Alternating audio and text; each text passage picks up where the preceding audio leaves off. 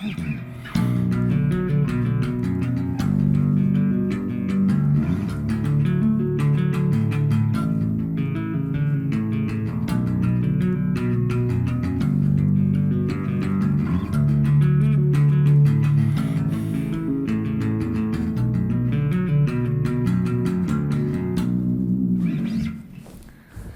right, that's what we're talking about today. So I had a request from a comment on a video where I played that thing. Someone apparently was interested in it, said, hey, is there any tabs? Does that have a name?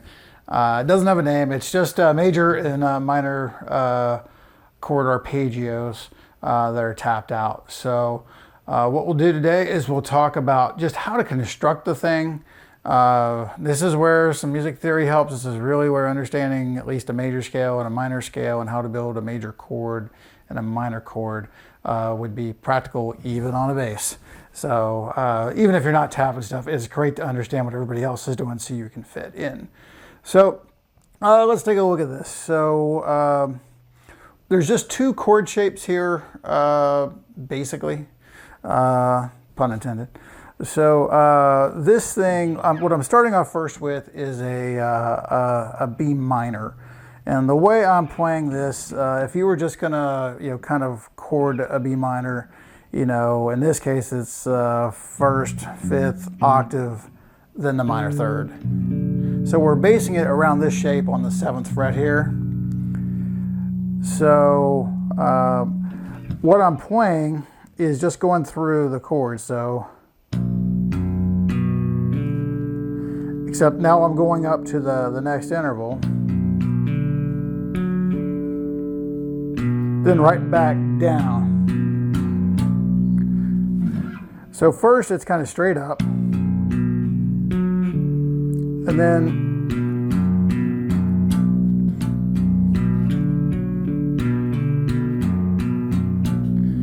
all right, this Tobias Classic has some amazing action. If your bass does not have amazing action, it's possible you might not find yourself holding this note. You might just kind of, or if it's hard for you to do, if you haven't tapped before, you can also go.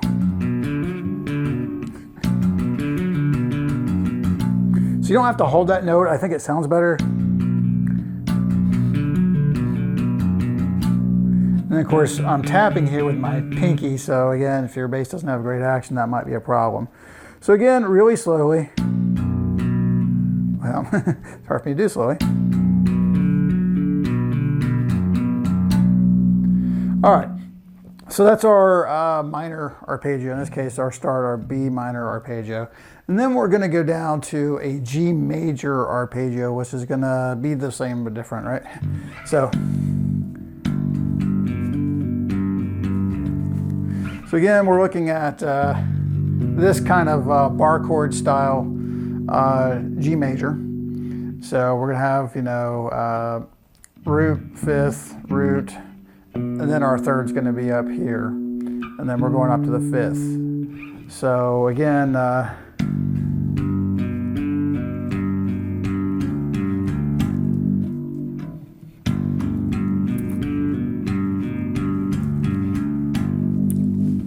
even sounds cool, kind of slow, doesn't it?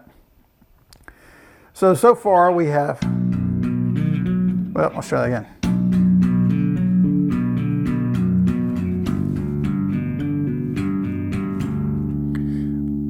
Now that's something, I guess I'm landing there. And I think I'm kind of sliding just to put something in, because there's a lot of, so when you're moving around,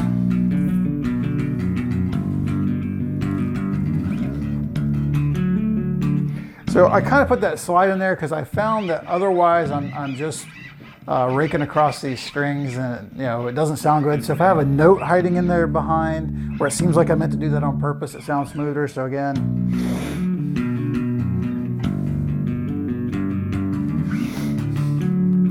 All right, so now we're gonna go from, we got B minor, G major. So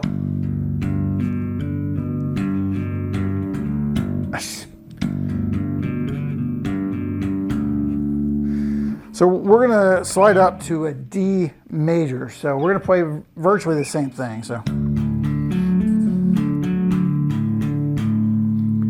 and And then we're going to go down again, so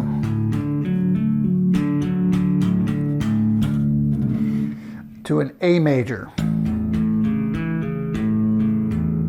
Except I'm doing something a little different there.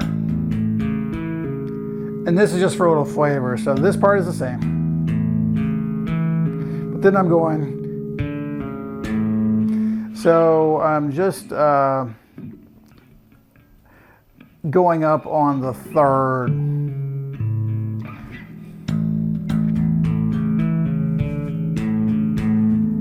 Then you start over again.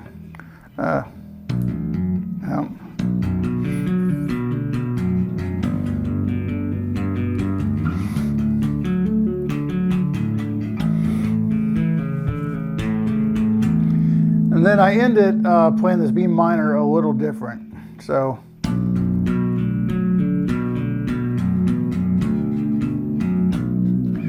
I get the low minor third in there, which I think really gives it a little darker sound. So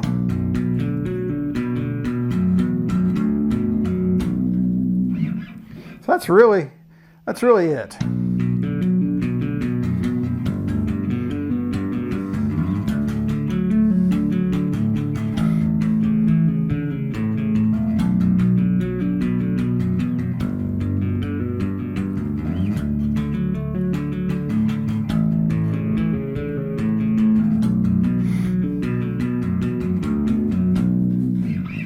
And again, you don't have to learn this exact. The whole point of this is for you to just start playing around with arpeggios.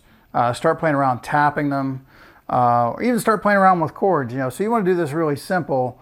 You'll get the gist of a major chord if you've got the first and the third. Well, you can do it like this.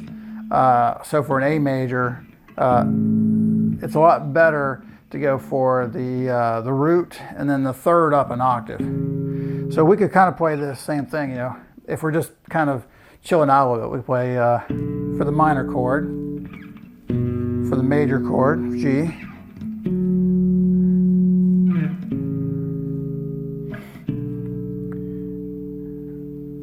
So what's really cool is a lot of American music is just straight up major and minor chords. So if you wanted to do something, I don't know.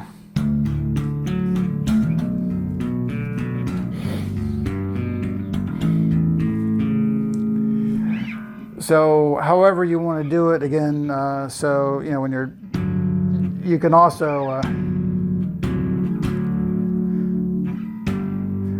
you can also tap the whole chord together. You can play whole chords together. There's a G chord.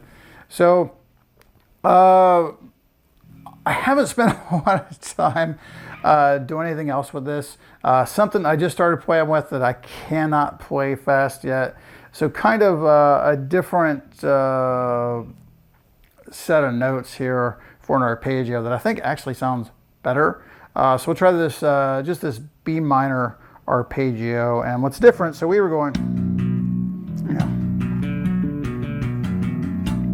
so we're skipping this, this minor third. So what I've found is just something, it's very simple to remember. It's not the easiest for me to play, but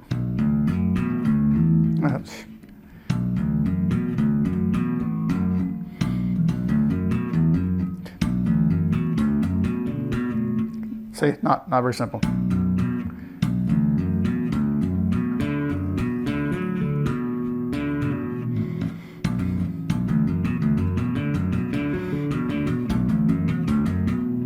So what's nice is you're just going up every note in order. So first, flatted third, fifth, octave, and you're going up in fours. So 4 notes at a time.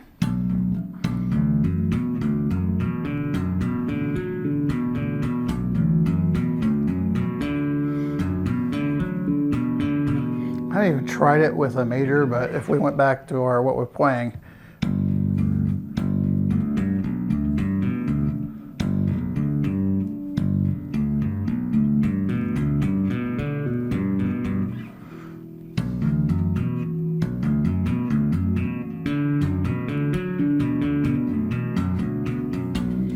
All right, so I think that would sound a little more musical. Obviously, I need some practice at that. I just thought of that last night when I was thinking about this video.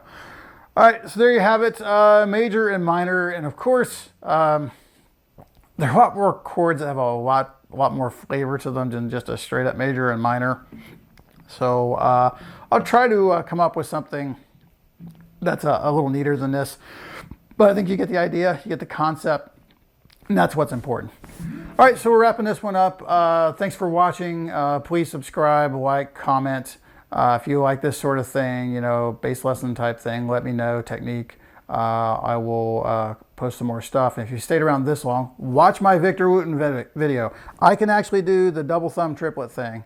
I've never shown it on any other video, and nobody's watched that video, only like 500 people. It's killing me. So watch my Victor Wooten video. See ya.